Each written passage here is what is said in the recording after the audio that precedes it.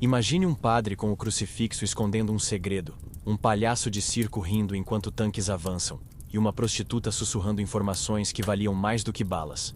Parece roteiro de série da Netflix. Não é. Isso aconteceu em plena Segunda Guerra Mundial. O que os livros nunca te contaram é que entre trincheiras e bombas havia camas, confessionários e picadeiros decidindo destinos. Hoje você vai conhecer a história proibida. Aquela que não aparece nos documentários sérios, mas que foi crucial para mudar o rumo da guerra. É a parte obscura, sensual e absurda de um dos períodos mais sangrentos da humanidade. Prepare-se para entrar em um mundo de padres infiltrados, circos que enganavam generais e bordéis transformados em quartéis. Antes de começar, já faço o convite. Inscreva-se no canal, deixe o like para que essa história chegue a mais gente e escreva nos comentários de onde você está ouvindo essa narrativa. Assim, criamos juntos uma rede tão poderosa quanto aquelas que resistiram ao terror nazista. Um bordel chamado Estratégia. Ele morreu abraçado a um travesseiro que não era dele, num quarto cheio de perfume barato e cortinas pesadas. Não foi uma bala, nem uma bomba que acabou com aquele general alemão. Foi um sussurro errado, ouvido no ouvido errado, na cama errada. Ironia suprema. Sua última batalha não foi em campo aberto, mas entre lençóis suados e copos de conhaque. E ali, sem perceber, ele entregou mais do que a própria vida. Voltamos no tempo. Na Paris ocupada, os bordéis não fecharam as portas. Pelo contrário, ficaram ainda mais movimentados. Os nazistas, disciplinados no campo de batalha, viravam meninos desajeitados quando entravam em quartos cheios de cetim e promessas. E quem sabia usar isso, tinha nas mãos uma arma mais poderosa do que tanques. Não era pólvora, era sedução. Esses lugares de prazer, ignorados nos livros de história, funcionavam como pontos de espionagem. Era ali que oficiais relaxavam a guarda, falavam demais e bebiam até perder o filtro. Uma prostituta com olhos atentos valia mais do que qualquer radar. E enquanto um general suspirava de prazer, em outro canto da cidade, um agente já recebia as informações que poderiam salvar centenas de vidas. Pense nisso como o Wi-Fi da época.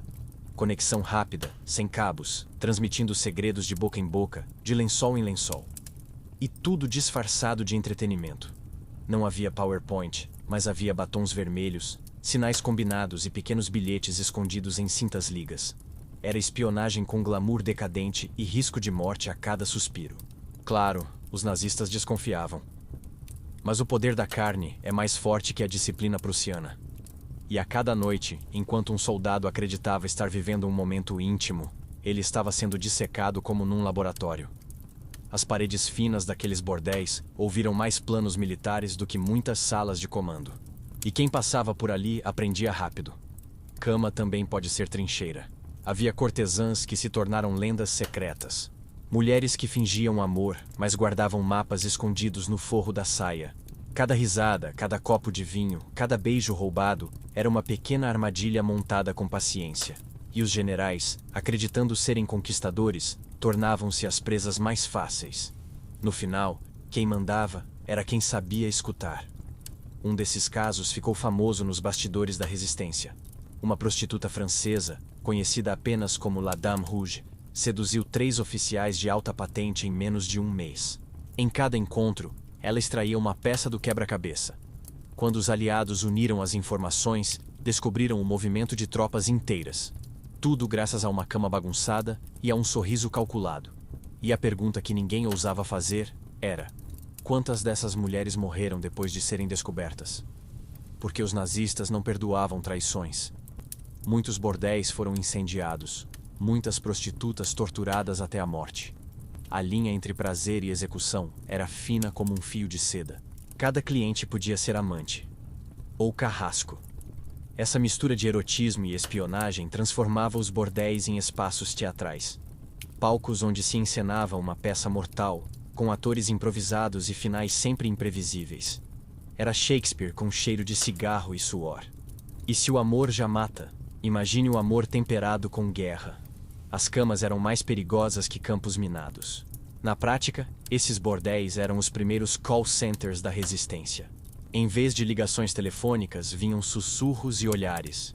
Em vez de planilhas, perfumes, e cada detalhe contava. O tipo de cigarro que um oficial fumava, a música que ele pedia para ouvir, até as histórias que contava bêbado. Tudo virava munição. E munição que não se compra em fábrica. Os bordéis também eram um lembrete cruel de como a guerra não é feita apenas por heróis com medalhas no peito. Às vezes, quem decide uma batalha é uma mulher anônima, esquecida pela história oficial, mas que ousou ouvir e repassar. Se hoje temos filmes glorificando generais, deveríamos ter também dramas épicos sobre as camas que decidiram estratégias.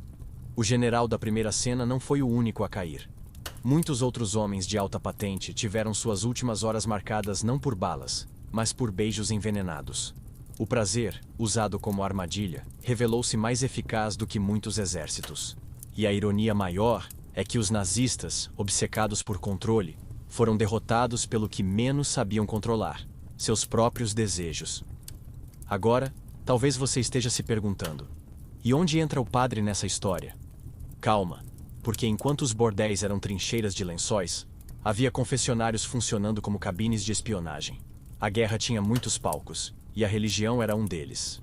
Mas para entender como crucifixos viraram antenas secretas, precisamos atravessar a porta de uma igreja sombria. E é aí que o fio da narrativa muda. Do cheiro de perfume barato passamos para o cheiro de incenso, das camas desarrumadas para os bancos de madeira envernizados. E se você acha que o bordel foi surpreendente, espere para ouvir o que padres fizeram em nome da guerra.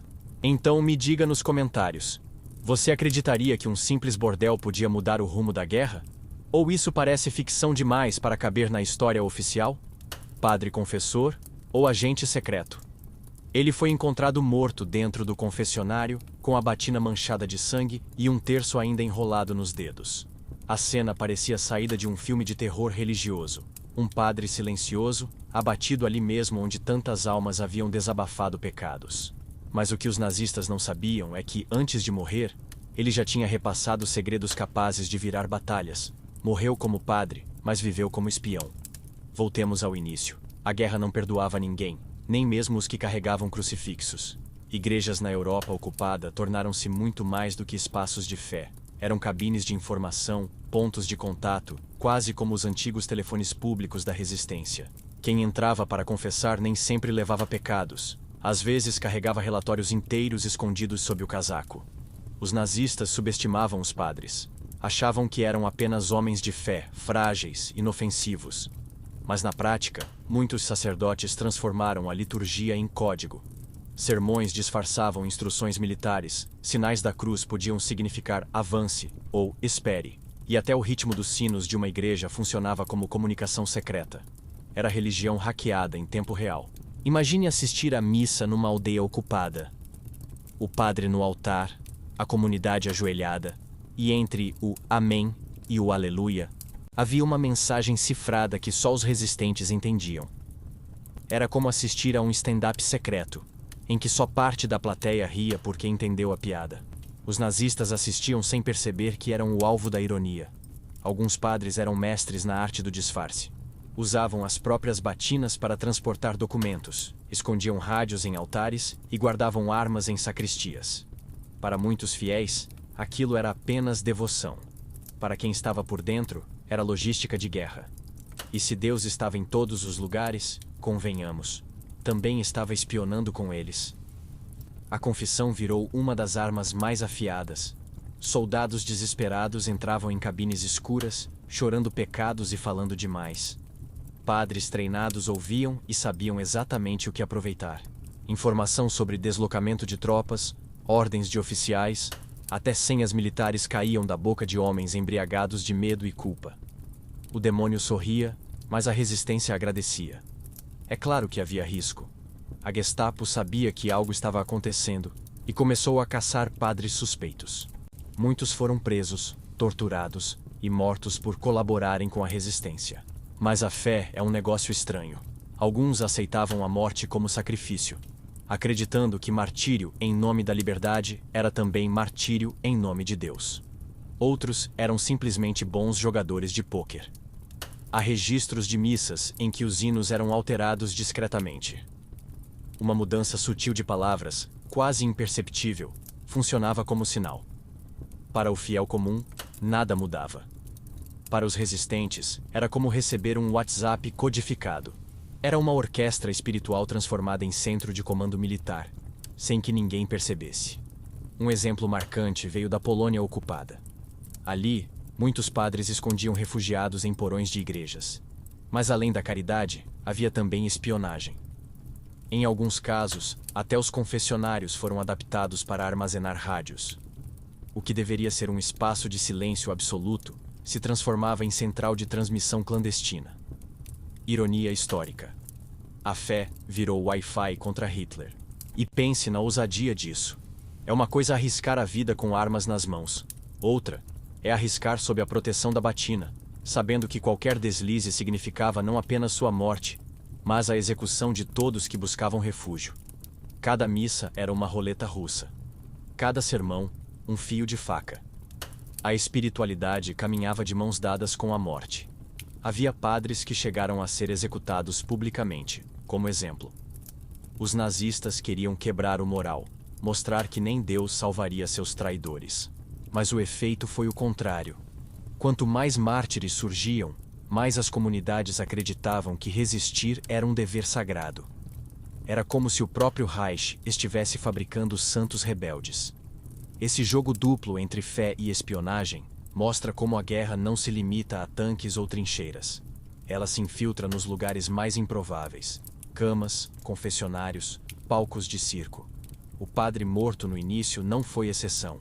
Ele foi apenas um dos muitos que decidiram que a Bíblia também podia ser usada como arma de guerra. E a ironia maior?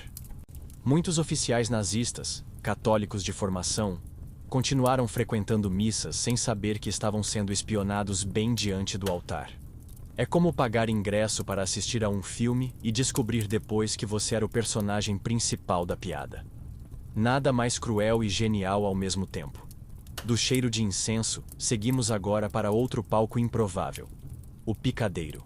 Porque se os confessionários foram cabines de espionagem, imagine o que palhaços, mágicos e acrobatas podiam fazer quando a plateia incluía soldados armados até os dentes. E é aí que o circo entra em cena. O circo que enganou tanques.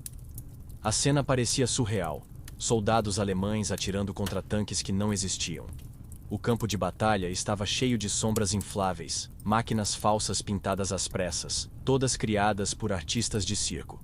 Enquanto os nazistas desperdiçavam munição, um grupo de acrobatas ria baixinho nos bastidores. Foi o maior espetáculo de ilusionismo da guerra, e a plateia pagava em sangue. Voltemos alguns passos. O circo, antes visto apenas como diversão para crianças, virou arma secreta contra o Reich. Malabaristas, mágicos e cenógrafos descobriram que a habilidade de enganar olhos era mais valiosa que qualquer fuzil.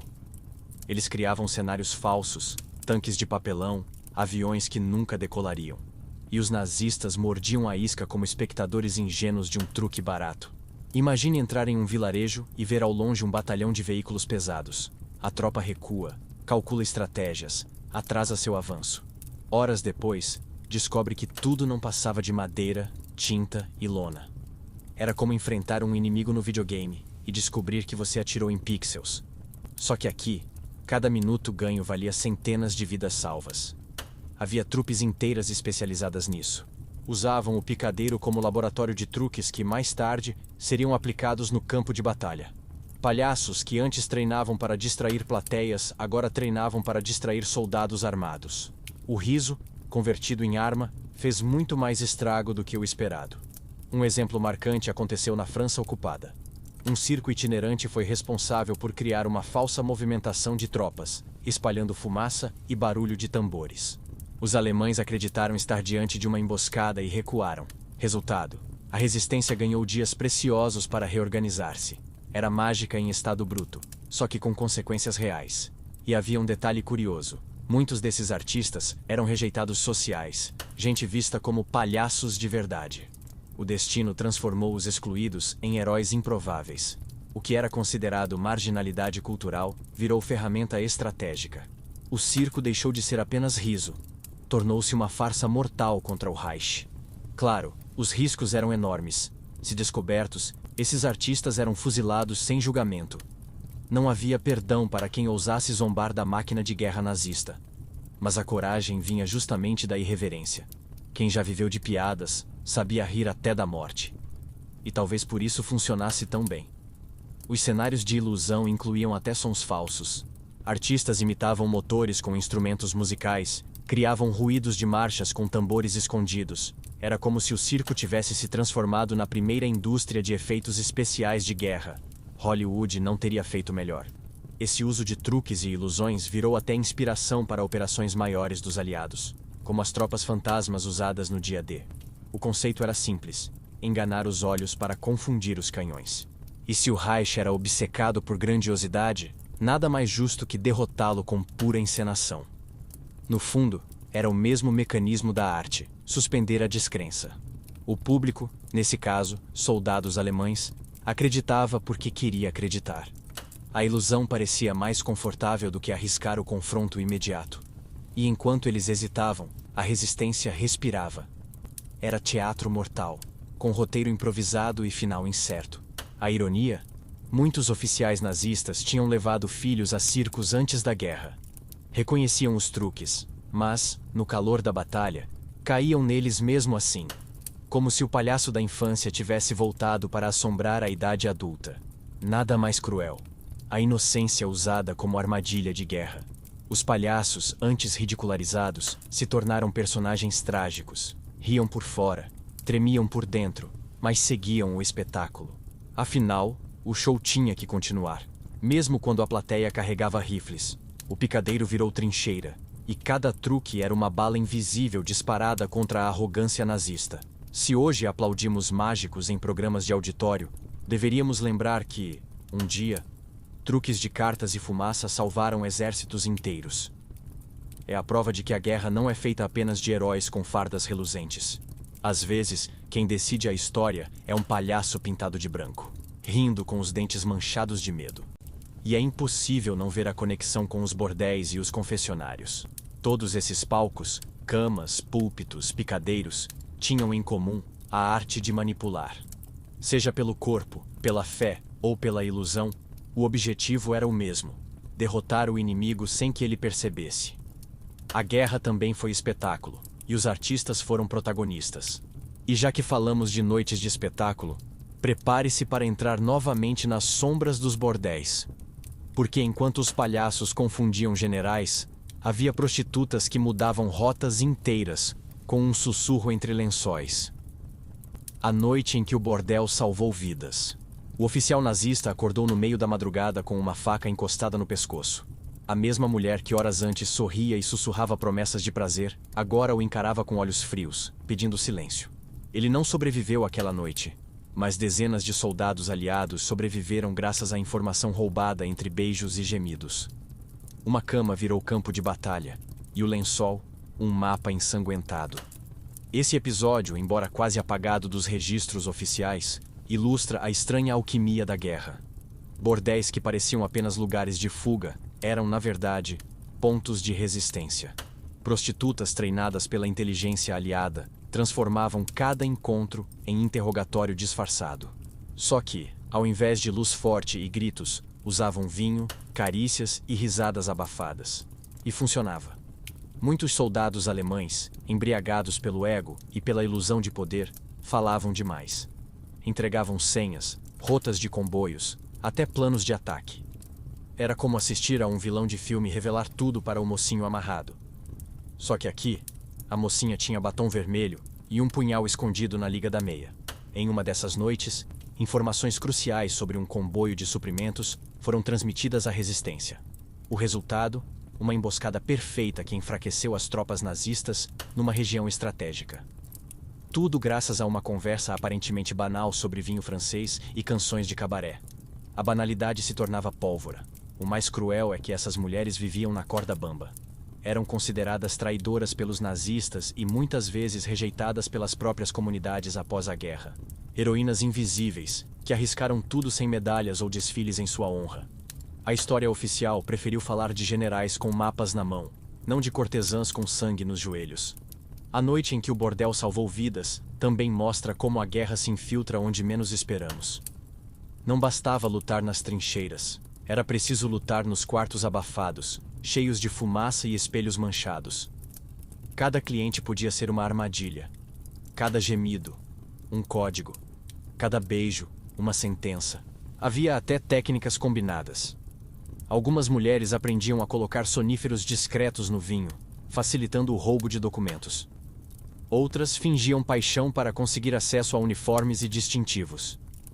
O bordel era laboratório, escola e campo de batalha ao mesmo tempo. Nada mais distante da imagem romantizada que a memória prefere guardar. E aqui cabe uma ironia. Enquanto generais nazistas se gabavam de dominar territórios inteiros, eram dominados em quartos minúsculos por mulheres que ninguém levava a sério. O poder trocava de lado sem barulho, sem tiros, apenas com sussurros bem colocados. A masculinidade inflada do Reich desmoronava diante de um sorriso maquiado. Um relato conta que um grupo de soldados aliados, escondido nos arredores de Paris, foi salvo porque uma prostituta interceptou a data de um ataque surpresa. Ela arriscou a vida para repassar a informação a um contato da resistência. O ataque falhou, e dezenas de jovens escaparam da morte certa. Quem os salvou? Não foi um general. Foi uma mulher anônima. Essas histórias nos obrigam a olhar para a guerra com outros olhos.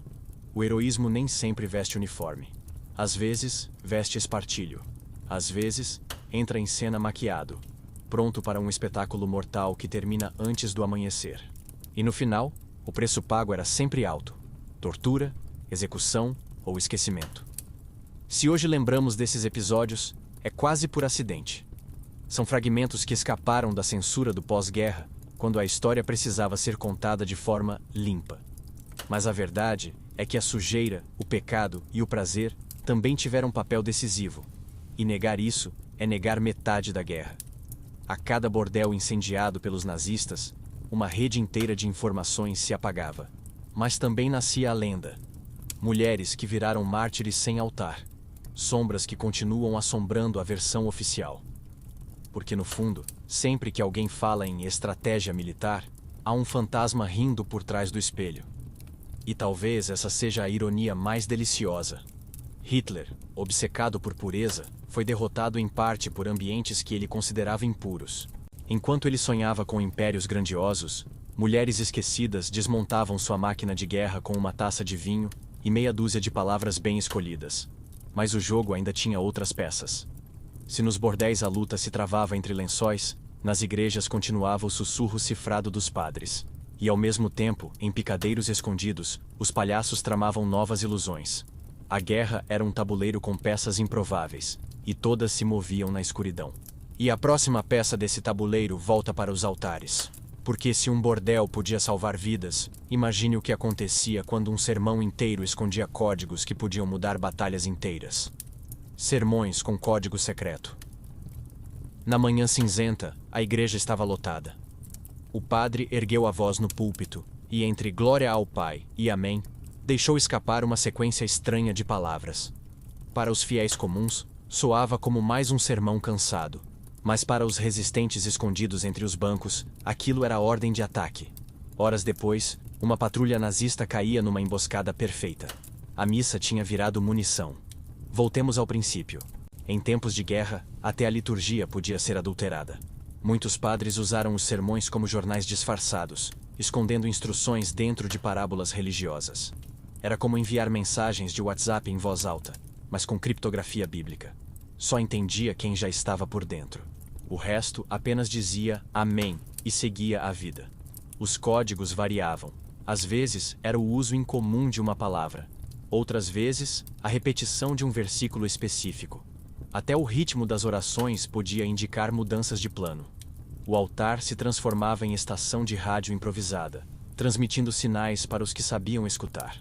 O inimigo podia estar sentado na primeira fila sem perceber. Houve sermões em que o padre falava sobre o rebanho que deve mudar de pasto. Para a Gestapo, era só metáfora pastoral. Para a resistência, era alerta para mudar a rota de fuga. Era teatro com duas camadas. Um público enganado, outro salvo pela sutileza. O diabo se escondia nos detalhes, mas dessa vez estava do lado certo. Alguns fiéis chegaram a desconfiar. Padre, por que repetir tanto esse trecho do Êxodo? Perguntavam. Ele apenas sorria e dizia que era inspiração divina. E era mesmo. Inspiração para manter vivos homens e mulheres que resistiam nas sombras. O púlpito virou palco de resistência, onde fé e guerra dançavam juntas sob o som dos sinos. Os nazistas, paranoicos, começaram a assistir missas, espiavam padres, anotavam sermões, tentavam encontrar mensagens ocultas, mas raramente entendiam. O segredo estava no contexto. Palavras que para eles eram neutras tinham peso mortal para quem estava dentro da rede. Era como ouvir uma música em língua estrangeira e perder a piada escondida. O risco era constante. Bastava um deslize e toda a farsa ruía. Muitos sacerdotes foram levados por suspeita de traição. Torturados, alguns resistiram até o fim sem revelar nada. Outros foram mortos diante da própria comunidade, como espetáculo de intimidação. Mas nem isso quebrou o ciclo. Sempre havia outro padre disposto a continuar a encenação. Um caso notório ocorreu na Bélgica. Um padre inseriu no sermão dominical um trecho sobre a semente que precisa ser regada ao norte. Parecia parábola agrícola. Na verdade, era aviso para transferir armas escondidas para um vilarejo vizinho. A operação funcionou e a comunidade resistiu por meses. A fé se tornou senha. A genialidade estava na banalidade. Ninguém suspeita de um padre repetindo histórias da Bíblia. Mas dentro dessas histórias havia mapas, direções, horários. Era uma forma de resistência que não dependia de rádios nem de armas, apenas da capacidade humana de disfarçar verdades em meio a metáforas. Algo que a religião, convenhamos, já fazia há séculos. E não é irônico? Enquanto Hitler fazia discursos inflamados para milhares, padres discretos sussurravam ordens para dúzias, e ambos moviam exércitos. Mas, no fim, foram os sermões discretos que muitas vezes tiveram impacto mais direto. Era a guerra vencida não no grito, mas no subtexto. Esse uso do púlpito mostra como até os espaços mais sagrados podem ser contaminados pela necessidade. A missa deixou de ser apenas rito espiritual e virou teatro de sobrevivência. Quem ia à igreja buscava salvação, mas saía também com instruções militares na cabeça. Deus e estratégia caminhavam de mãos dadas. Os nazistas jamais admitiriam isso oficialmente. Era humilhante demais reconhecer que sua máquina bélica estava sendo driblada por padres com livros gastos e vozes suaves. Mas nos bastidores havia pânico. Sabiam que perder o controle sobre o imaginário popular era mais perigoso que perder uma tropa. Sermão podia ser mais letal que granada. E assim, domingo após domingo, a guerra se infiltrava entre cânticos e orações. O fiel comum chorava pedindo paz. O resistente saía planejando o próximo ataque. Tudo diante de crucifixos que observavam em silêncio. A dualidade era tão absurda que até hoje parece ficção. Mas era a realidade nua e crua da ocupação. Do incenso e das velas, voltamos novamente ao riso e ao grotesco. Porque se os padres usaram metáforas para enganar o inimigo, alguns palhaços usaram piadas diretas para humilhar generais. A guerra, afinal, também tinha sua comédia macabra. E nela, um palhaço podia ser mais perigoso que um tanque. O palhaço que virou arma psicológica. Ele entrou no picadeiro improvisado com o rosto pintado de branco e uma cartola ridícula. Mas em vez de malabares, começou a imitar Hitler. O bigodinho desenhado com carvão, os gritos exagerados, o braço erguido como uma antena quebrada. A plateia, formada por soldados alemães e camponeses locais, riu sem parar. E foi ali, entre gargalhadas, que um palhaço destruiu o mito do Führer. Voltemos ao início. Em territórios ocupados, artistas de circo sobreviviam entre duas opções: se calar e entreter, ou arriscar e zombar. Alguns escolheram a segunda. Transformaram o riso em arma psicológica. Faziam piadas com a rigidez dos oficiais, ridicularizavam desfiles militares, satirizavam discursos inflamados. Cada piada era um golpe contra a aura de invencibilidade do Reich. O efeito era devastador. Soldados, acostumados a obedecer cegamente, viam seus líderes virarem piada diante de crianças e camponeses. A autoridade se esfarelava no riso coletivo. Era como se o medo, por alguns minutos, fosse suspenso. E quando o medo perde força, a resistência ganha espaço. O palhaço virava mais perigoso que qualquer arma escondida. Imagine a cena. Um oficial alemão tentando manter a postura enquanto o público ria da sua caricatura feita por um bufão desengonçado. Era humilhação pública, um soco no ego travestido de piada. Nenhuma bala foi disparada, mas a moral nazista sangrava diante da gargalhada popular. Claro, era suicídio artístico. Muitos desses palhaços foram presos, torturados ou mortos.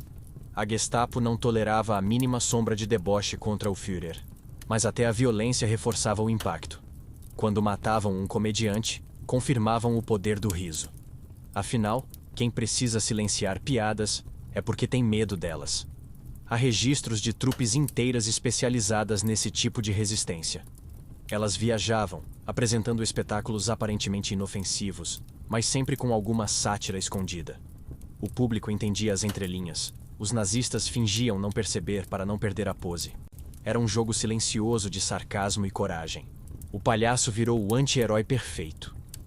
Enquanto os generais usavam discursos inflamados, ele usava caretas. Enquanto o Reich se alimentava de propaganda séria, ele oferecia paródia. Era como colocar um meme no meio de um funeral. Desconcertante, proibido e, justamente por isso, irresistível. Na Polônia, um palhaço ficou famoso por inventar uma marcha desengonçada que imitava o passo de ganso alemão. Crianças copiavam, camponeses riam, e logo virou símbolo de resistência. Os soldados odiavam, mas não conseguiam impedir. A piada se espalhava mais rápido que propaganda oficial. Era TikTok analógico no meio da guerra. Esse uso do humor expõe a fragilidade do nazismo. Se precisavam tanto de propaganda para se manter, bastava uma piada bem colocada para rachar a armadura. O que Hitler não entendeu é que ninguém permanece gigante quando se torna caricatura. O riso é ácido, corrói reputações, destrói mitos, dissolve o medo. Mas havia outro efeito colateral. O povo oprimido, ao rir, recuperava um pouco da dignidade. O riso, mesmo proibido, era um ato de liberdade. Era como gritar, não temos medo, sem precisar de palavras. E naquele contexto, cada gargalhada era também uma pequena rebelião. Os palhaços que ousaram desafiar o Reich não ganharam estátuas. A história oficial preferiu esquecer. Mas seus truques e caretas foram tão eficazes quanto bombas bem posicionadas. Transformaram opressão em comédia e mostraram que até o mais sombrio regime pode tropeçar em uma piada. É curioso pensar que, enquanto soldados treinavam por meses para aprender táticas de guerra, um simples bufão, com meia dúzia de caretas, conseguia desestabilizar toda uma comunidade ocupada. Prova de que nem sempre a força bruta é o que mais assusta. Às vezes, é a fragilidade exposta pelo ridículo. E se nos bordéis as informações eram sussurradas, e nos púlpitos eram escondidas em sermões, no picadeiro eram gritadas em gargalhadas. Cada espaço tinha sua linguagem, sua forma de resistência. A guerra não foi apenas sangue e ferro, mas também sarcasmo, disfarce e zombaria. Do riso coletivo, voltamos ao silêncio íntimo dos lençóis. Porque enquanto palhaços derrubavam mitos no picadeiro, mulheres anônimas continuavam a salvar soldados entre beijos e bilhetes escondidos. O próximo palco é mais uma vez o bordel. Mas agora, com cartas e telegramas passando de mãos em mãos como promessas proibidas. Entre lençóis e telegramas, ele foi encontrado com a cabeça caída sobre o travesseiro, ainda vestido com a farda aberta e o distintivo jogado no chão. Ao lado, um bilhete amassado com palavras cifradas em tinta borrada. Não foi a amante quem o traiu, foi a própria língua solta. O segredo escapou entre gemidos e taças de vinho, atravessou paredes de veludo e no amanhecer já estava nas mãos da resistência. Morreu dormindo, mas matou sem saber. Voltemos um pouco. Nos bordéis, não eram apenas corpos que se encontravam, eram informações. Entre um beijo e outro, surgiam confidências perigosas. As prostitutas, muitas vezes treinadas para ouvir mais do que falar, transformavam conversas em relatórios mentais. E quando o cliente roncava pesado, o jogo começava. Uniformes revistados, bolsos vasculhados, telegramas roubados. Era espionagem íntima.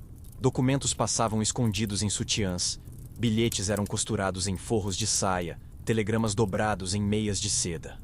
O quarto se tornava central de triagem. Cada palavra rabiscada num papel podia significar a morte ou a vida de dezenas de soldados. Era como jogar pôquer com cartas marcadas e ninguém suspeitar. Em Paris, havia redes inteiras organizadas em torno dessa prática. Mulheres transmitiam recados de forma engenhosa.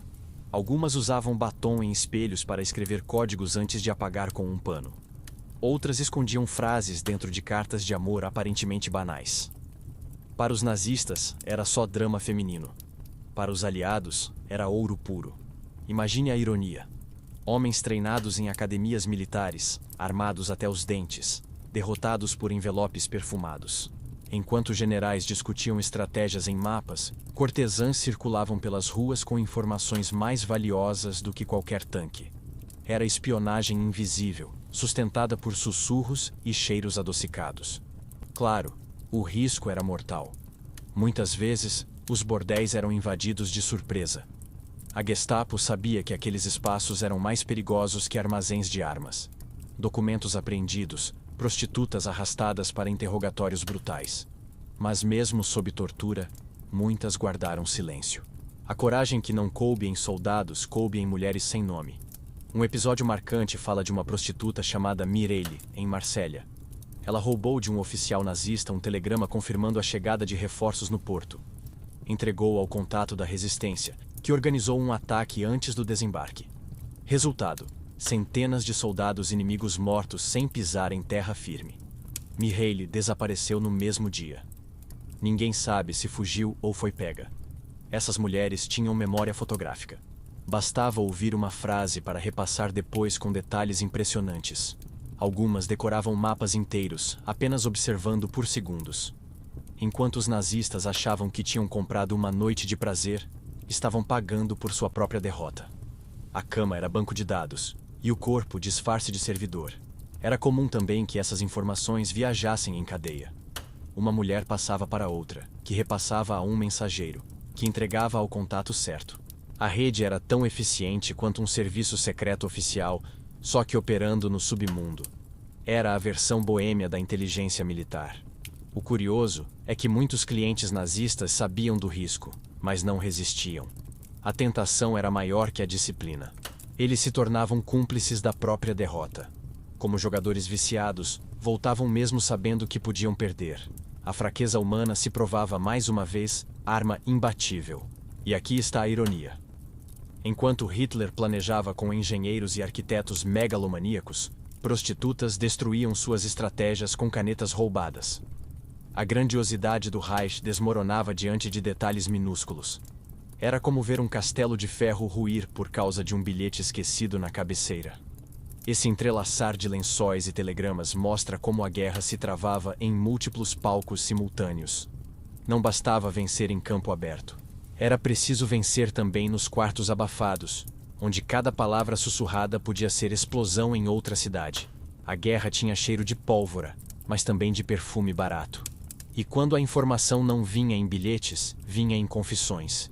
Porque, assim como nos bordéis, havia padres ouvindo pecados e transformando-os em relatórios de guerra. O fio que ligava todos esses palcos era o mesmo: a capacidade de escutar. E escutar, na Segunda Guerra, era tão mortal quanto atirar. A cama, o confessionário e o picadeiro, todos funcionavam como centrais de transmissão. Cada um com seu código, seu disfarce, sua forma de enganar. E se nos lençóis o preço era o corpo, nos altares o preço era a fé. Mas em ambos os casos, quem pagava mesmo eram os nazistas. E é justamente nesse ponto que a história escurece ainda mais. Porque os padres que ousaram transformar a fé em arma acabaram caçados pela Gestapo. O próximo palco será mais sombrio. Feito de sangue, tortura e silêncio quebrado por gritos dentro de celas escuras. Padres caçados pela Gestapo. Ele foi arrastado pelos corredores úmidos de uma prisão nazista, com a batina rasgada e o rosto coberto de hematomas. Ainda segurava o crucifixo, mas agora não como símbolo de fé, e sim como último escudo psicológico contra a dor. Morreu com os lábios partidos, sem confessar nada, além de orações. Para os nazistas, ele era traidor. Para os resistentes, mártir. Voltemos ao cenário da ocupação. A Gestapo começou a desconfiar quando mensagens codificadas passaram a circular em regiões supostamente controladas. Os olhos se voltaram para os padres, figuras intocáveis até então. foi uma inversão cruel. Homens que pregavam o evangelho da paz passaram a ser tratados como generais ocultos da resistência. A batina virou alvo. Investigações se espalharam. Igrejas foram invadidas durante missas, confessionários revirados, altares desmontados em busca de rádios escondidos. O som dos sinos, antes associado à fé, passou a soar como ameaça para os oficiais nazistas. Cada badalada podia ser um recado clandestino. E o medo corroía até os ocupantes. A prisão de padres foi espetacularizada. Em muitas aldeias, os nazistas arrastavam sacerdotes pelas ruas para mostrar quem mandava. Queriam esmagar a moral da população, transformar a fé em vergonha. Mas o efeito era o contrário. Cada padre preso se tornava símbolo vivo da luta. O martírio fabricava mais resistência do que destruição.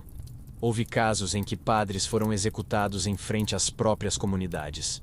A cena era calculada. O disparo, o corpo caindo diante do altar, o sangue manchando o piso da igreja. Para os nazistas, era demonstração de poder. Para o povo, era semente de ódio. E ódio, naquela altura, era combustível.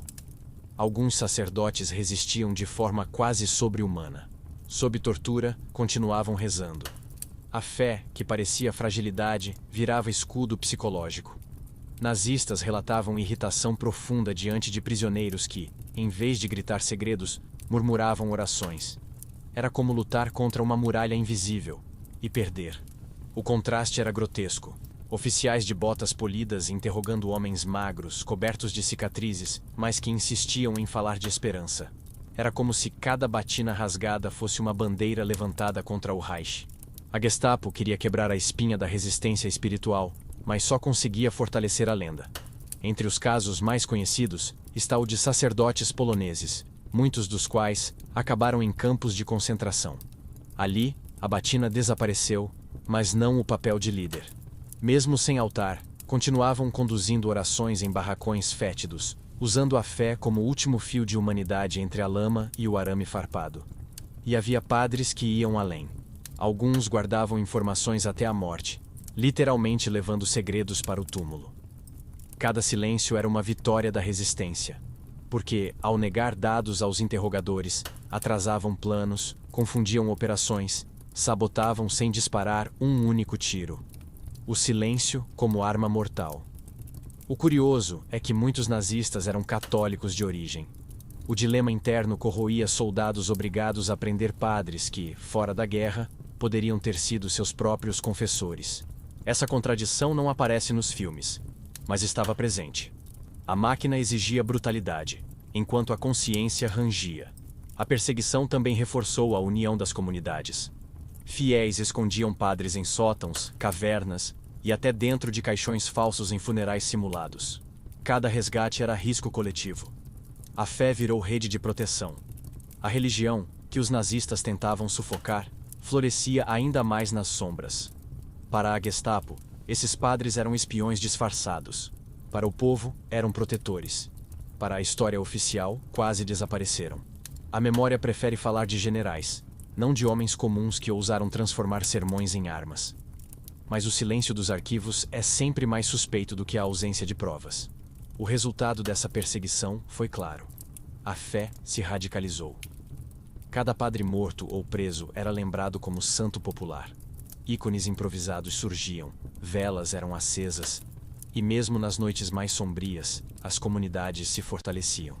O que deveria ser medo se transformava em combustível. E enquanto os sacerdotes eram caçados, outro grupo improvável seguia sua missão: os artistas de circo. Se padres eram eliminados no altar, palhaços e acrobatas continuavam escapando pela estrada, carregando truques e informações escondidas em baús coloridos.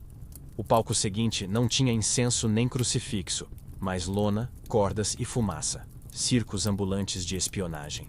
A patrulha nazista abriu os baús do circo e encontrou apenas roupas coloridas, bolas de malabares e bonecos de madeira.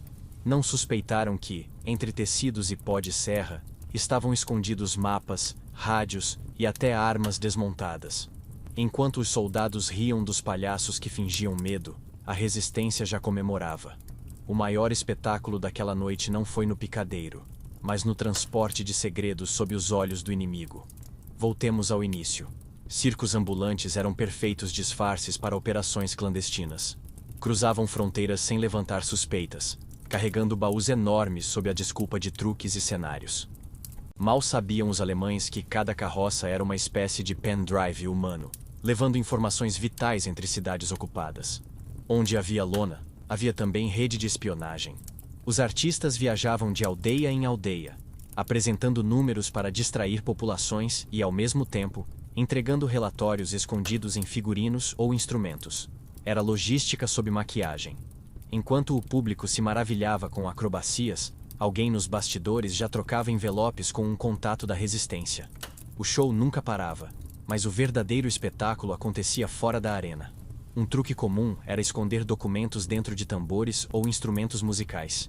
Se revistados, soavam apenas como percussão. Ninguém imaginava que cada batida de bumbo carregava, na verdade, rotas secretas. Era música para uns, guerra para outros. E quando a Gestapo começava a desconfiar, já era tarde demais. A informação já tinha cruzado a cidade. A mobilidade dos circos era sua maior força. Diferente de igrejas ou bordéis, estavam sempre em movimento. Um dia em Lyon, no outro em Marsella. Esse nomadismo confundia os nazistas, que não conseguiam rastrear a rede de mensagens. O espetáculo seguia, e junto com ele, segredos que decidiam batalhas. É quase cômico imaginar oficiais temidos sendo enganados por trapezistas sorridentes. Mas foi exatamente isso que aconteceu. O regime que se orgulhava da disciplina militar foi derrotado pela leveza de quem caminhava em cordas bambas. A ironia é deliciosa. Botas de ferro tropeçando em sapatilhas gastas. Claro, havia riscos brutais. Quando os nazistas descobriam a farsa, a punição era imediata. Muitos artistas foram presos e executados, suas trupes desmanteladas. A lona colorida se transformava em pano fúnebre. Mas ainda assim, outros continuavam a estrada. Porque o riso, a mágica e o movimento eram armas tão necessárias quanto fuzis. Alguns grupos ficaram lendários. Um circo na Bélgica chegou a transportar transmissores inteiros, montados disfarçadamente como parte de cenários de palco. Enquanto palhaços dançavam, operadores escondidos transmitiam mensagens para Londres. Era espionagem disfarçada de espetáculo infantil. E havia ainda a força psicológica. Os nazistas odiavam não conseguir controlar a alegria popular. Um circo chegando a uma cidade significava para a comunidade não só diversão, mas esperança. Era lembrete de que a vida ainda podia desafiar a opressão. A Gestapo via apenas palhaços, mas o povo via resistência em cada riso. Esses artistas provaram que até o mais frágil ofício podia ser transformado em arma. O que antes era visto como marginalidade cultural ganhou status de ferramenta de guerra. E mesmo esquecidos pela história oficial, os circos ambulantes foram responsáveis por vitórias silenciosas. Vitórias feitas de truques baratos e coragem cara. Imagine a ironia. Enquanto generais passavam noites em reuniões estratégicas, um malabarista de rua transportava informações decisivas dentro de uma bola oca. A guerra se decidia tanto nas salas de mapas quanto nas estradas de terra, ao lado de carroças coloridas. A diferença é que uma dessas histórias foi contada, a outra, quase apagada.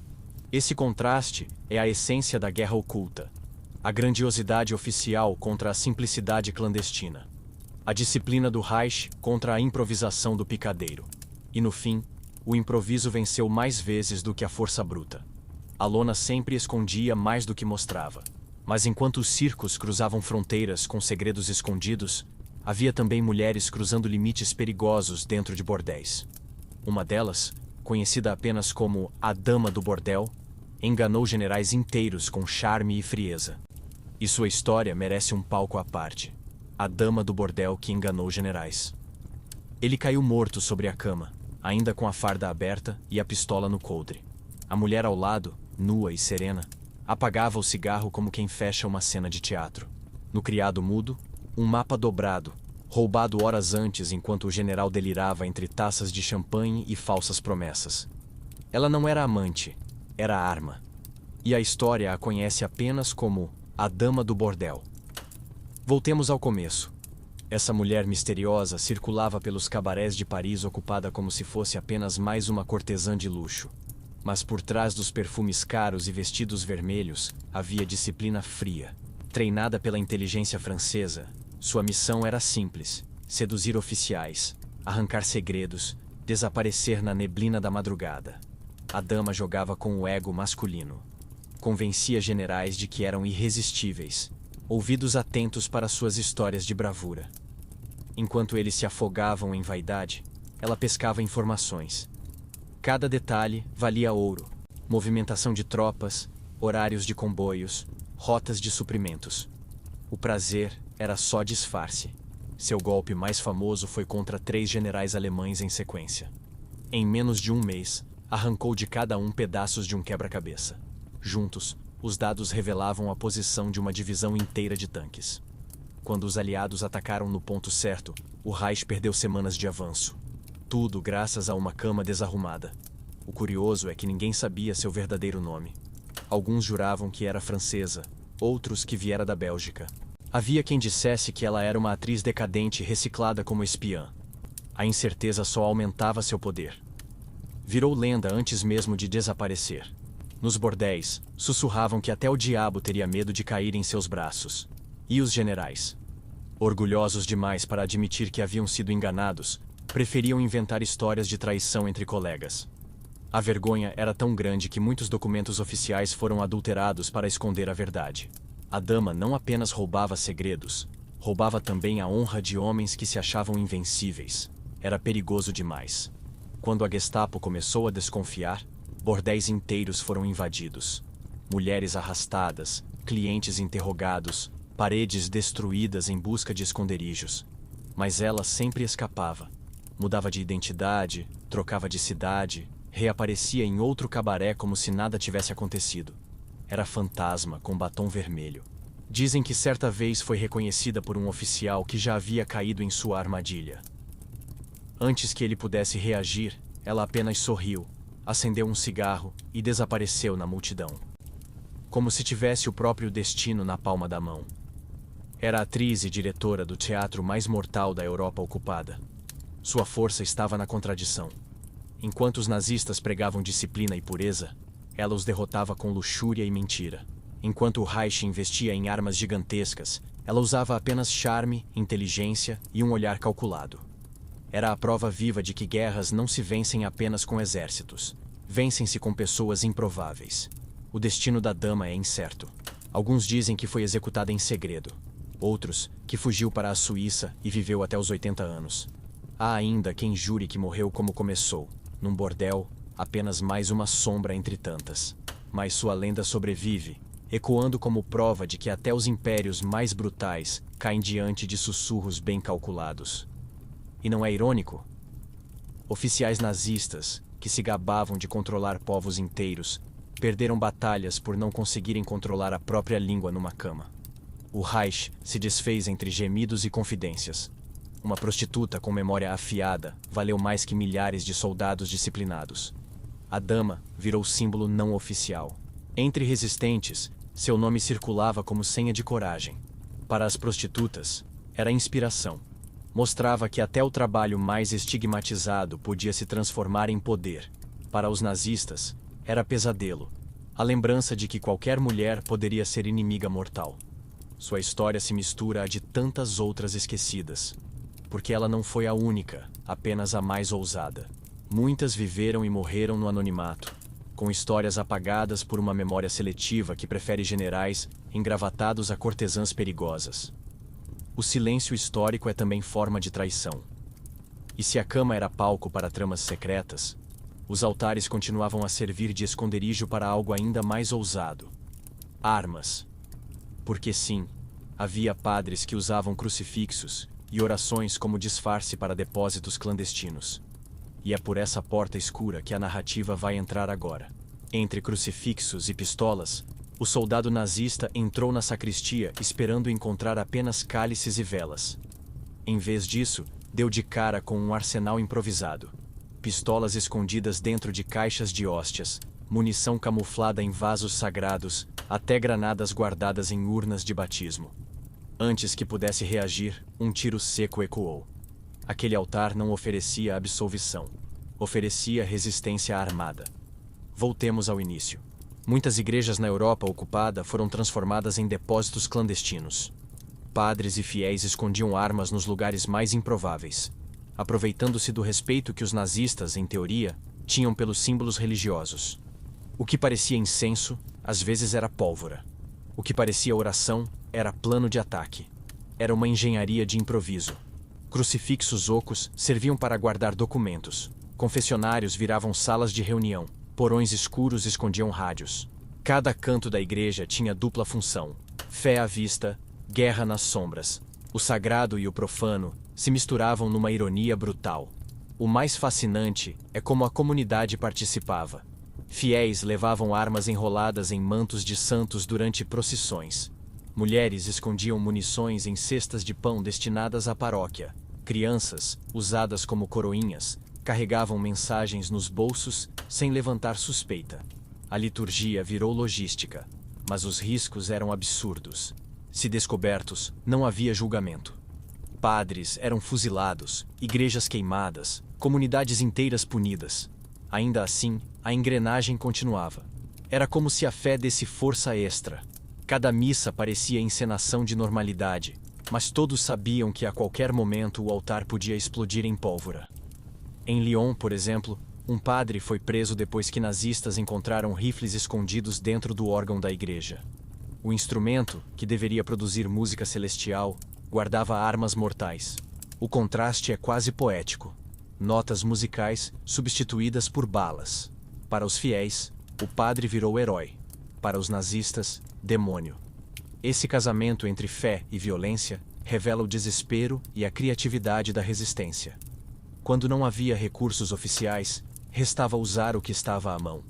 Igrejas, antes templos intocáveis, viraram fortalezas improvisadas.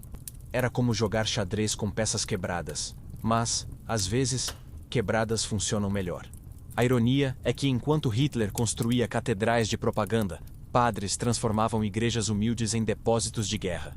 O Reich investia em grandiosidade, a resistência em improviso.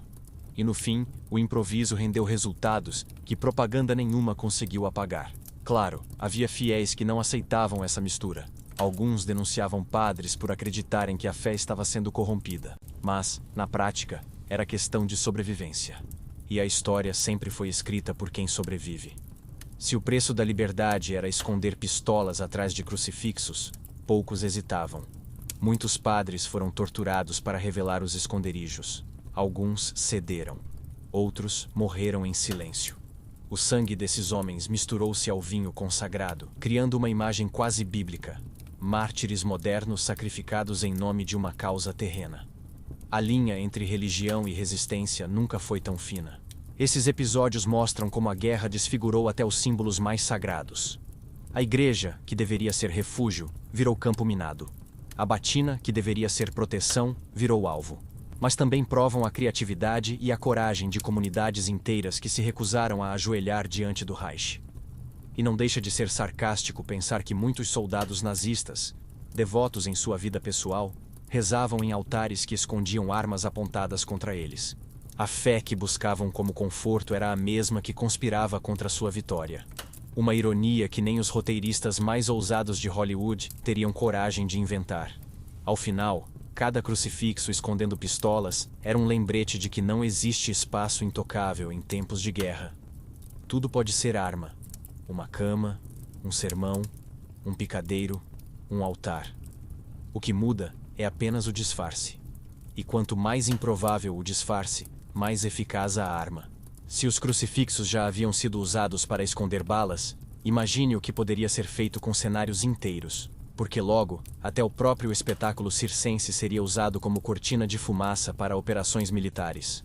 O próximo palco nos leva a uma noite em que o circo atrasou uma frente inteira do Reich e transformou mágica em estratégia. O show que mudou a frente de batalha.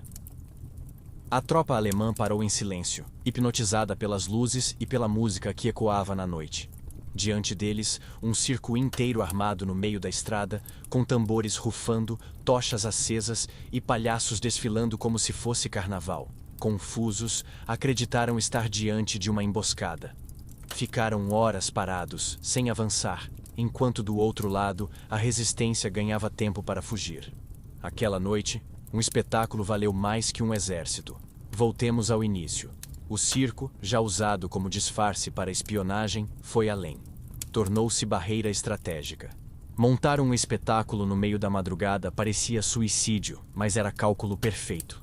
Soldados nazistas eram treinados para enfrentar tanques, não para decifrar truques de ilusionistas. Entre a pólvora e a mágica, escolheram o medo. A cena era absurda. Malabaristas arremessavam tochas, trapezistas fingiam voar sobre cordas improvisadas, palhaços riam exageradamente. Aos olhos inocentes, era apenas diversão. Mas para quem marchava sob a bandeira do Reich, aquilo parecia provocação calculada. Se estão rindo de nós, deve haver algo por trás. O resultado? Hesitação. Essa hesitação custou caro.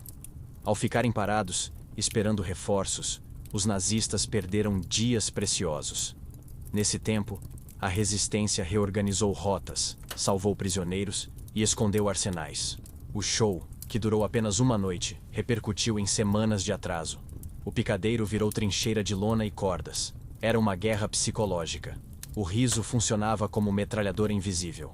Nenhum tiro foi disparado, mas a mente dos soldados ficou marcada. Eles sabiam que estavam sendo ridicularizados. E ser ridicularizado em plena ocupação era pior do que ser derrotado. Minava a confiança, corroía a moral, expunha a fragilidade. Relatos dizem que um comandante nazista, ao ver o espetáculo, gritou para suas tropas ficarem em posição. Mas no fundo, também não avançou. Talvez temesse armadilhas, talvez não quisesse ser o ridículo que caiu num truque. De qualquer forma, sua indecisão provou que o circo tinha vencido sem precisar de pólvora. A genialidade estava no improviso. Os artistas usaram cenários que já possuíam. Tendas, luzes, instrumentos, transformaram tudo em cortina de fumaça. Enquanto o público improvisado ficava paralisado, os resistentes ganhavam quilômetros de vantagem. Era como se a arte tivesse pego emprestado o papel da artilharia. E havia algo quase poético nisso. O Reich, que se levava tão a sério com desfiles grandiosos e discursos inflamados, foi humilhado por um grupo de bufões. A pompa militar ruiu diante da sátira. A ordem rígida se dissolveu diante da desordem controlada. Foi como colocar Wagner contra a música de circo. E ver Wagner perder. Claro, o risco era letal. Se descobertos, os artistas seriam massacrados. Mas sabiam disso, e mesmo assim prosseguiram. Coragem e ironia se tornaram armas tão afiadas quanto baionetas.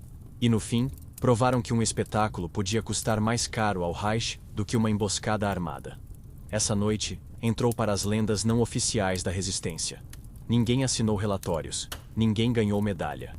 Mas entre as comunidades locais, a história era repetida como prova de que até os mais fracos podiam derrotar gigantes. Bastava criatividade e timing perfeito. E pensar que, em tempos normais, aqueles mesmos artistas eram vistos como marginais.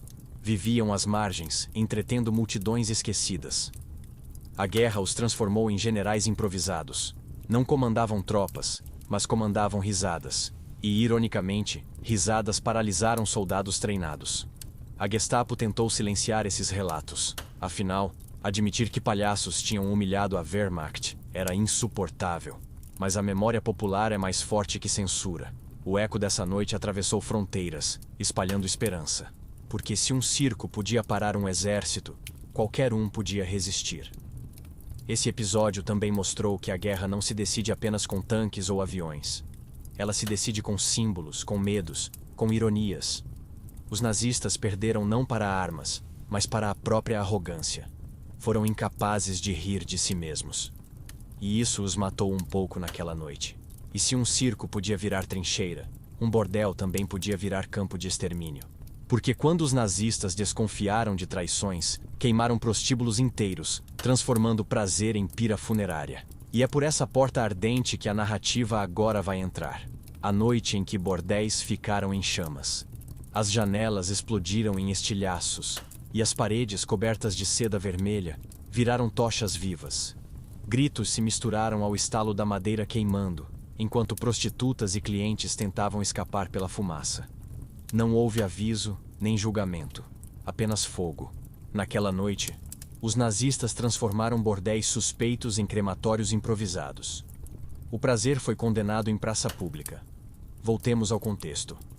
Quando a Gestapo começou a desconfiar da rede de espionagem escondida em casas de prostituição, decidiu agir de forma exemplar.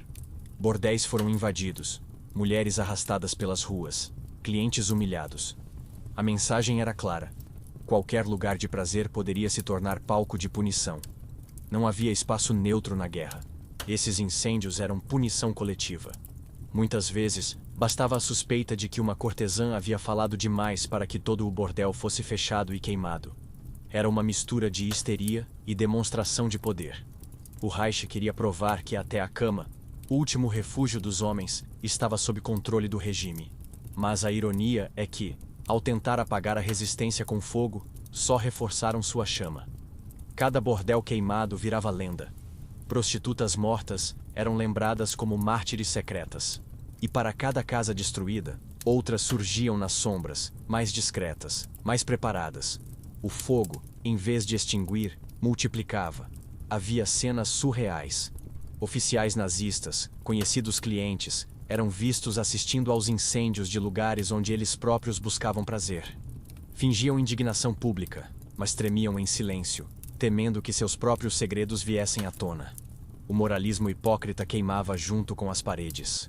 Muitos bordéis tentaram se proteger criando fachadas mais respeitáveis. Algumas se disfarçaram de casas de chá, outras de pensões familiares.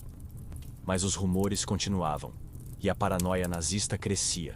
A cada nova suspeita, o fogo voltava.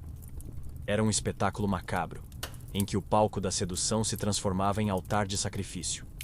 Relatos falam de mulheres trancadas dentro dos quartos, incapazes de escapar, queimando vivas. Algumas resistiram até o fim, gritando insultos aos soldados que assistiam. Outros relatos falam de prostitutas que, ao perceberem que seriam mortas, destruíram documentos e bilhetes escondidos, garantindo que a informação sobrevivesse mesmo que elas não. Esses incêndios deixaram marcas profundas nas comunidades locais. Para muitos, foram o lembrete de que não havia refúgio seguro, nem mesmo no prazer. A guerra invadia tudo: cama, corpo, fé. Não existia espaço privado. Até o pecado virou campo de batalha. O mais cruel é que, após a guerra, essas mulheres não receberam reconhecimento. Foram esquecidas, vistas como símbolos de vergonha. Suas mortes nunca entraram em memoriais oficiais.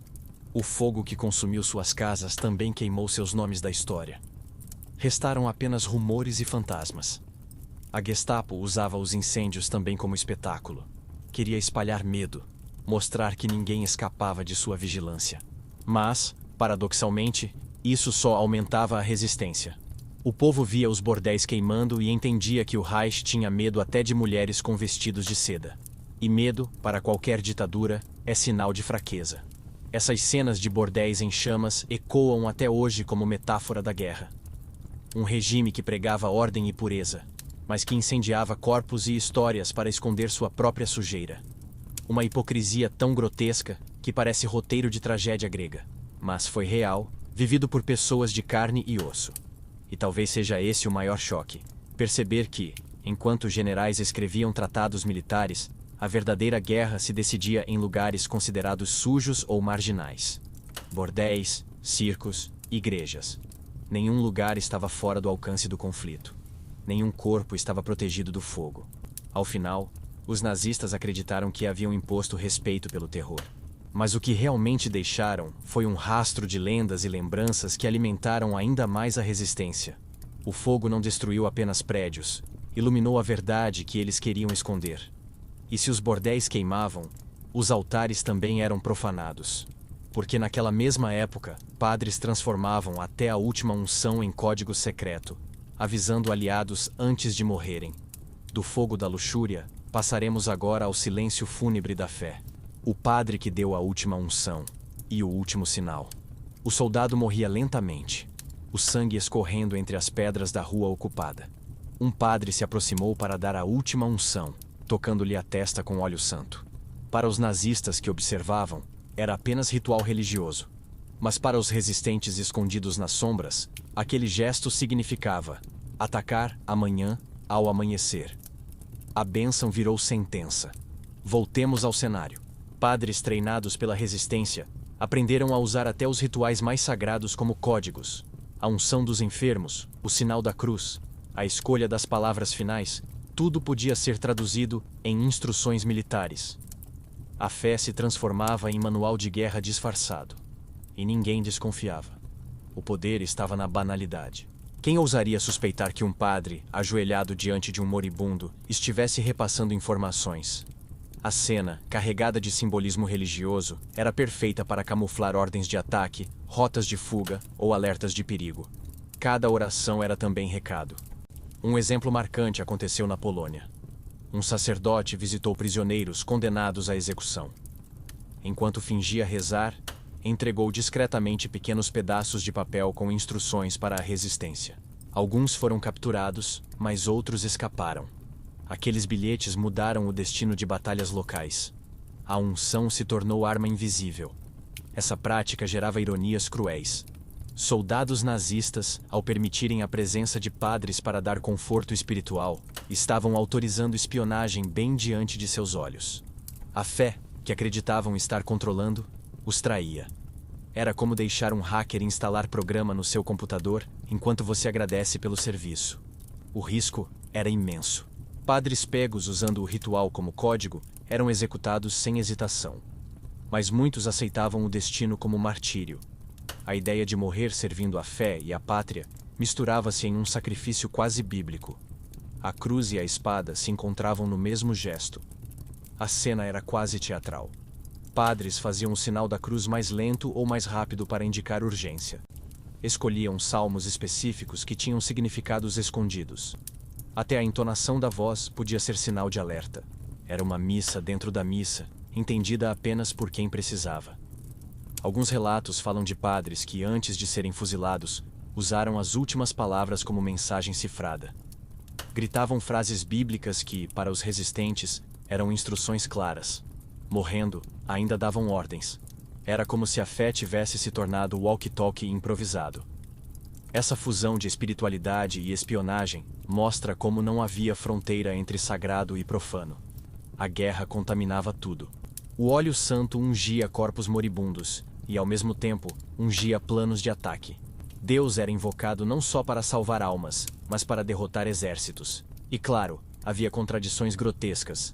Oficiais nazistas, católicos praticantes, assistiam respeitosamente às unções, sem saber que estavam permitindo sabotagem. Acreditavam estar controlando a cena, mas eram personagens da farsa. O altar sempre foi mais perigoso do que parecia. A memória oficial raramente fala disso. Prefere retratar padres como vítimas passivas, não como agentes ativos da resistência. Mas os arquivos escondem evidências: sermões alterados, unções transformadas em sinais, crucifixos servindo de armas. A fé lutou, e às vezes venceu. Essa prática alimentava também a esperança da população. Saber que até a missa podia ser ferramenta de luta reforçava a sensação de que o Reich não era invencível. O gesto de um padre, simples e silencioso, virava arma psicológica poderosa. A fé mantinha vivo o espírito de resistência, mas enquanto padres usavam óleos santos para transmitir mensagens, artistas de circo continuavam a zombar do Reich com números absurdos. Se a igreja representava o silêncio sagrado, o picadeiro representava a gargalhada profana. Ambas, no entanto, derrubavam o medo. E é justamente para o riso que voltamos agora. Porque, em meio à escuridão da guerra, houve trupes inteiras que trocaram palcos por trincheiras. Palhaços com narizes vermelhos escondendo granadas. Mágicos guardando pistolas dentro de cartolas. Os palhaços da resistência entram em cena. Os palhaços da resistência. O soldado alemão riu antes de morrer. Riu porque, ao abrir o baú do circo, esperava encontrar bolas de malabares e perucas coloridas. Em vez disso, havia rifles, explosivos e munição embrulhada em tecidos vermelhos. Os palhaços, que até minutos antes faziam caretas, agora apontavam armas. A piada tinha acabado, e a resistência começava. Voltemos ao início. Muitos artistas de circo, já perseguidos como marginais antes da guerra, viram no conflito a chance de reescrever sua própria história. Se antes eram apenas bufões de estrada, agora se tornaram combatentes mascarados. A maquiagem servia como camuflagem, o nariz vermelho como disfarce, e o palco virou campo de batalha. Esses grupos ficaram conhecidos como Palhaços da Resistência. Viajaram pela França, Bélgica e Polônia, usando espetáculos como cobertura para transportar armas. Em vez de coelhos saindo da cartola, eram pistolas. Em vez de truques com lenços, eram mapas escondidos. A arte do improviso se transformou em logística mortal. Imagine a ironia. Soldados nazistas assistindo a apresentações de malabares, sem perceber que logo depois, os mesmos artistas estariam emboscando suas patrulhas nas estradas. O riso e a morte se misturavam em questão de horas.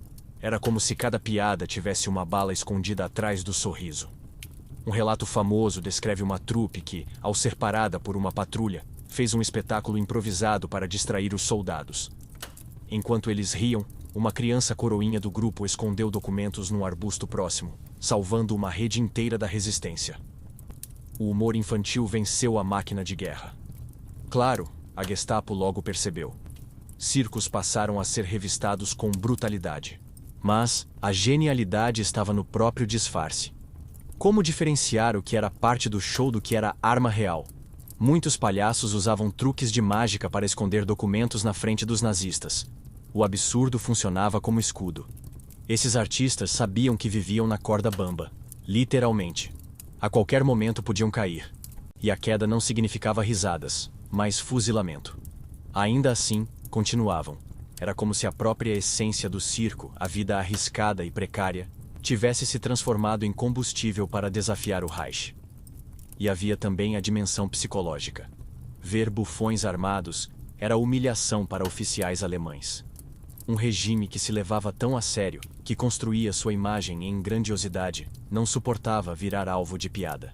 E nada era mais ofensivo do que morrer pelas mãos de quem deveria ser motivo de riso. Essas trupes criaram pequenos exércitos informais. Alguns chegaram a treinar camponeses em técnicas de disfarce, ensinando como usar o ridículo como arma. O palhaço, que sempre foi visto como símbolo de inferioridade, virou mestre de guerrilha. Era a subversão perfeita. No pós-guerra, poucos foram lembrados. Alguns morreram sem nome, enterrados como desconhecidos. Outros retornaram à vida de artista, levando segredos para o túmulo. A história oficial, mais uma vez, preferiu esquecer. Afinal, é desconfortável admitir que a queda do Reich também passou por narizes vermelhos e sapatos enormes. Mas a memória popular preservou fragmentos. Em aldeias, ainda se contam histórias de palhaços que enfrentaram soldados com coragem absurda. Riso e pólvora se misturaram em lendas locais, onde o grotesco virou épico. É Shakespeare com peruca colorida, mas sangue real.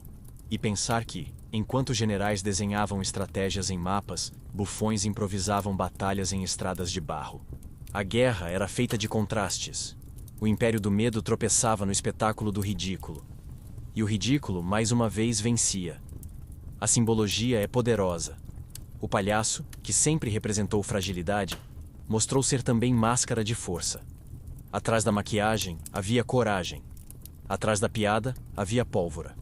Atrás do riso, havia dor. O circo deixou de ser apenas metáfora da vida e virou metáfora da própria guerra. E se os palhaços transformaram a lona em trincheira, as prostitutas transformaram os quartos em quartéis. Porque em algumas cidades, bordéis inteiros foram convertidos em centros de operações da resistência. E é para dentro desses quartos que agora abriremos a porta. O bordel como quartel-general. Os nazistas invadiram acreditando encontrar apenas camas desarrumadas e garrafas de vinho barato. Em vez disso, descobriram mapas abertos sobre a mesa, rádios escondidos atrás de espelhos e armas guardadas em gavetas de maquiagem. O bordel não era bordel, era quartel-general. Naquele instante, perceberam que haviam dormido, literalmente, dentro do inimigo. Voltemos ao início. Em muitas cidades ocupadas, os prostíbulos eram os únicos lugares onde alemães relaxavam. Isso os tornava pontos perfeitos para a infiltração. Mulheres e cafetinas passaram a abrigar reuniões secretas, planejar ataques e armazenar armamentos. Era a subversão definitiva. Transformar o prazer em trincheira. Essas casas funcionavam como escritórios de guerra. Quartos viravam salas de reunião. Corredores abafados serviam para esconder rotas de fuga. As paredes finas, que antes guardavam gemidos, agora guardavam conspirações. O ambiente carregado de luxúria se misturava ao cheiro metálico das armas. Um teatro de contrastes. Em Paris, um bordel famoso chegou a ser usado como ponto central de coordenação da resistência. Cafetinas controlavam entradas e saídas, prostitutas repassavam bilhetes e espiões se disfarçavam de clientes. Para os nazistas era apenas diversão. Para os aliados, era centro nervoso de operações. O curioso é como a camuflagem era perfeita. Nenhum soldado suspeitaria que, enquanto bebia conhaque e ria com uma cortesã, no quarto ao lado estavam sendo definidas estratégias militares. Era como se o Reich tivesse alugado, sem perceber, um escritório ao inimigo. O preço da arrogância é sempre o ridículo. Alguns bordéis chegaram a ter túneis secretos conectando casas vizinhas. Documentos e rádios circulavam discretamente, sem jamais passar pela porta principal. Era rede de espionagem camuflada em perfume e cortinas pesadas. O pecado era só fachada. Claro, havia traições. Algumas mulheres denunciavam para sobreviver, entregando colegas e clientes. Mas a maioria arriscava tudo, consciente de que cada segredo roubado poderia salvar dezenas de vidas. Eram generais invisíveis, comandando batalhas entre travesseiros. A Gestapo começou a desconfiar. Bordéis foram vigiados, escutas instaladas, infiltrações organizadas. Mas mesmo assim, a rede resistiu. A natureza caótica do ambiente funcionava como cortina de fumaça. Entre música, risadas e copos quebrando, era quase impossível distinguir o que era diversão do que era conspiração. Esse uso dos bordéis como quartéis gerais revela a flexibilidade da resistência. Qualquer espaço podia virar arma. A guerra não se limitava às trincheiras. Estava também nas camas, nos confessionários, nos picadeiros. A vida inteira virou tabuleiro. Cada peça, por mais improvável, tinha valor. E não deixa de ser sarcástico que os nazistas, obcecados por disciplina, foram enganados justamente por lugares que consideravam marginais. O Reich desmoronou não apenas diante de exércitos, mas diante daquilo que desprezava. Mulheres, palhaços, padres. O desprezo foi seu maior ponto cego. O bordel, como quartel-general, é metáfora perfeita da guerra oculta. O que parecia fraqueza se transformava em força. O que parecia pecado virou estratégia. E a cada oficial embriagado, a cada segredo roubado, o império de Hitler se desfazia em silêncio. A memória, claro, apagou quase tudo. As mulheres que participaram raramente foram reconhecidas. Muitas foram rejeitadas depois da guerra, vistas como traidoras, mesmo tendo arriscado tudo. A história oficial prefere generais engravatados a cafetinas de vestido vermelho. Mas é nos becos escuros que a verdade sobrevive. Esses prostíbulos transformados em quartéis provaram que a guerra é, acima de tudo, improviso. Não se vence apenas com tanques, mas com coragem e astúcia. E nesse caso, com corpos e camas. Foi a subversão absoluta, transformar o espaço mais íntimo em campo de batalha. E se os bordéis se tornaram quartéis, logo o próximo passo seria juntar todos os palcos: a cruz, o picadeiro e a cama. Porque só entendendo como esses mundos se entrelaçaram é que conseguimos enxergar o verdadeiro rosto da guerra: a cruz, o picadeiro e a cama. O general nazista, antes de morrer, confessou em delírio: perdemos não para exércitos, mas para padres, palhaços e prostitutas. Foi enterrado em silêncio, sem honras, como se suas palavras fossem maldição. O que ele não sabia é que sua frase resumia o absurdo da guerra. A cruz, o picadeiro e a cama derrotaram a máquina que se acreditava invencível. Voltemos à costura dos palcos. Enquanto crucifixos escondiam pistolas, palhaços carregavam explosivos em baús e cortesãs roubavam segredos entre lençóis. O Reich, obcecado por grandiosidade, foi destruído por improviso. Cada espaço considerado frágil virou trincheira. Cada figura marginal virou herói improvável. A cruz representava a fé usada como arma. Sermões transformados em códigos, unções virando sinais de ataque, igrejas servindo de depósitos clandestinos. O sagrado foi sequestrado pela urgência da sobrevivência. E, paradoxalmente, Deus virou cúmplice da resistência. O picadeiro representava a ilusão.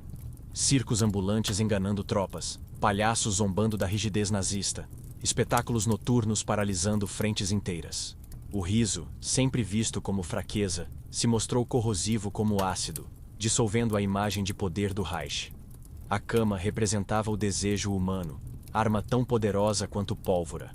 Bordéis viraram quartéis, cortesãs transformaram corpos em ferramentas de espionagem, e generais perderam batalhas entre travesseiros.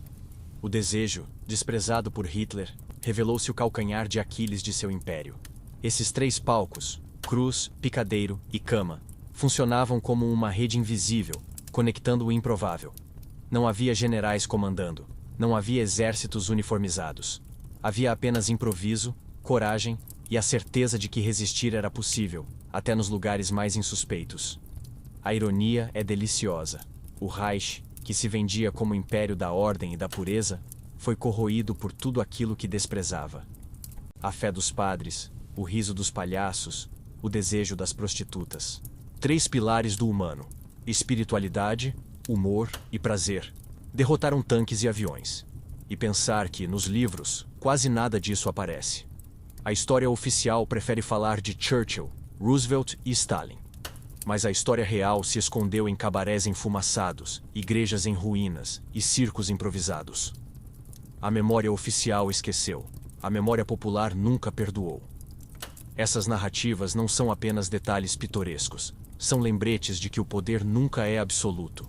Sempre há brechas, sempre há espaços de resistência. E muitas vezes, as maiores vitórias vêm de onde menos se espera. O inesperado é a arma mais perigosa. Os generais nazistas jamais admitiriam que foram derrotados por mulheres de vestido vermelho, padres de batina gasta e palhaços com narizes pintados. Mas a verdade é que perderam para o ridículo, para o desejo e para a fé. Três armas que não cabem em nenhum manual militar. E é isso que torna essa parte da guerra tão fascinante. Ela mostra que a humanidade resiste não só com pólvora, mas com tudo o que tem. Risos, corpos, crenças, truques baratos. A guerra é feita tanto de baionetas quanto de beijos, tanto de hinos quanto de piadas. O general que delirou em seu leito de morte talvez tenha sido o único nazista honesto. Ele entendeu que o Reich não caiu apenas no fronte, mas também nos lugares onde ninguém ousaria procurar heróis. E por isso, suas palavras foram silenciadas. Essa mistura de cruz, picadeiro e cama é a síntese da guerra invisível. Uma guerra paralela, feita de sombras, de códigos, de improviso. Uma guerra que não aparece em manuais, mas que pesou tanto quanto qualquer exército. E agora, para concluir essa costura, falta apenas revelar por que esses episódios foram enterrados pelo silêncio oficial. Porque a história gosta de heróis limpos, e essa parte era suja demais para virar monumento. E é nesse silêncio que entramos no último ato. A história que os livros silenciaram. Os arquivos oficiais foram fechados, relatórios desapareceram, e testemunhas foram esquecidas. A guerra terminou, mas a memória coletiva escolheu um filtro. Heróis engravatados, generais de charuto, discursos triunfais. Nada de padres, prostitutas e palhaços. O silêncio não foi acidente, foi escolha. Uma censura tão cruel quanto qualquer fogueira da Gestapo. Voltemos ao pós-guerra. O mundo queria narrativas limpas, fáceis de engolir. Queria reconstruir monumentos, não bordéis queimados. Queria heróis de farda, não cortesãs com sangue nos joelhos. Queria padres mártires no altar, não conspiradores escondendo pistolas. A história foi maquiada como atriz de Hollywood antes da câmera. Esse silêncio não diminui o impacto, pelo contrário, o transforma em fantasma. Cada missa ainda carrega o eco das mensagens cifradas. Cada circo ainda guarda o riso como arma. Cada quarto escuro de cabaré ainda respira segredos queimados. A memória popular sabe o que os livros não ousaram escrever. É incômodo admitir que o destino de batalhas pode ter sido decidido entre um beijo e um sussurro, entre uma piada e uma gargalhada. É mais fácil acreditar em tanques e discursos do que em truques baratos. Mas a verdade raramente é confortável, e talvez seja por isso que foi enterrada. A ironia é que, ao tentar apagar essa parte da guerra, criaram ainda mais mistério. O proibido sempre atrai. O não dito sempre provoca. Cada lacuna histórica vira convite para a especulação. e cada rumor se transforma em lenda. A história oficial quis calar, mas o silêncio grita. Essas sombras revelam algo maior. A guerra nunca é feita apenas pelos que aparecem nas fotos. É feita também pelos anônimos, pelos esquecidos, pelos improváveis. A verdadeira história se esconde nos becos, nos palcos improvisados, nas camas desarrumadas. Lá, onde ninguém ousa procurar. E é justamente esse lado que nos obriga a olhar o passado com desconfiança. Porque se os livros ignoraram padres, prostitutas e palhaços, o que mais foi apagado? Quais outras verdades ficaram soterradas sob discursos triunfais? A história é sempre menos sobre fatos e mais sobre quem decide quais fatos contar. O silêncio também é arma. Ele molda a memória, cria versões, apaga rostos, e nesse caso, serviu para preservar a ideia de uma guerra nobre. Mas a guerra nunca é nobre. É feita de sujeira, de improviso, de corpos descartáveis. A nobreza está só nas narrativas que vêm depois. O padre morto no confessionário, a cortesã desaparecida em Marsella, o palhaço fuzilado em praça pública. Nenhum deles aparece em livros didáticos. Mas todos pesaram no destino da guerra. Foram fantasmas ativos, puxando cordas invisíveis, sabotando impérios sem deixar monumentos. E pensar que, enquanto generais posavam para fotógrafos, eles morriam no anonimato. Sem desfiles, sem medalhas, sem discursos. Apenas silêncio. Mas silêncio não significa ausência. Significa que a história ainda não teve coragem de encarar suas próprias entranhas. Esse esquecimento também é estratégia. Melhor lembrar da vitória limpa do que admitir que a sujeira ajudou a conquistá-la. Melhor aplaudir generais do que cortesãs. Melhor santificar padres mártires do que padres conspiradores. Melhor rir do palhaço no picadeiro do que lembrar que ele também atirou. Mas é justamente nessa contradição que mora a beleza. A guerra não é feita de épicos, é feita de sombras. E nessas sombras, os improváveis mudam o curso da história. Essa é a parte que ninguém quis contar, mas que insiste em sobreviver. No fundo, talvez esse silêncio seja a confissão final da própria humanidade. Não suportamos lembrar que fomos salvos por aquilo que mais desprezamos. Fé, desejo, riso. 3 forças tão humanas quanto frágeis, que se revelaram mais fortes que tanques.